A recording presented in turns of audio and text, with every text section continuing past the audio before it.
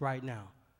Every story has context, the environment, the place where it begins, content, things you encounter on your journey, and then it has a conclusion. We're at the conclusion. I'm giving you some context so you can appreciate the content and understand the conclusion. Amen. There is a method to the madness. I got my license and I feel like driving. Amen. So to sum it up, Paul in his, before Lois came to the end of her journey, Lois did not face tomorrow with fear. She faced her future with hope and positive expectation. Amen. I told you she was never scared. Amen. But she could face the future with hope because Lois made peace with God. See, once again, y'all don't know that Lois grew up in the church, singing in church, playing the piano in church. See, in the context that we grew up in, church was not optional. No, it was mandatory. And so, some of you looking at me in that tone of voice, 2 scriptures. Paul said in Philippians, I'm going to end up with what he's talking about in Philippians. Paul said, "For I have fought a good fight."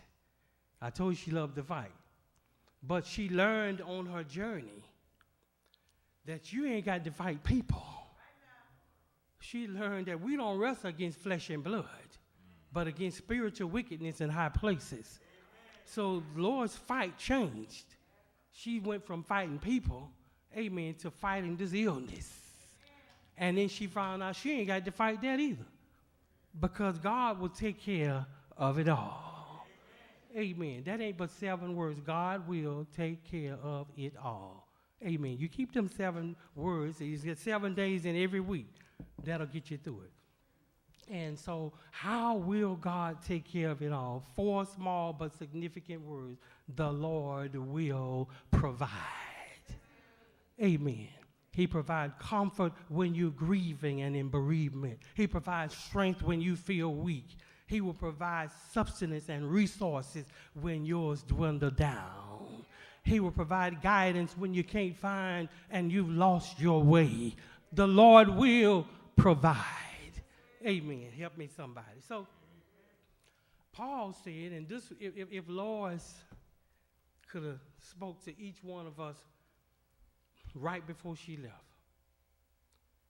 maybe I'll borrow the words of Al Green. She would say, "Don't look so sad. I know it's over, but life goes on. There is no need to watch the bridges that we're burning." She would say, "Let's just be glad that we had this time together." You understand? She would say to the family, "We are family." And as Al Green said, "Let's stay together, loving you whether times are good or bad, happy or sad." I disappointed Lois. Lois disappointed me. I hurt her unintentionally. She hurt me unintentionally, sometimes intentionally, because Mama gave her permission to beat me.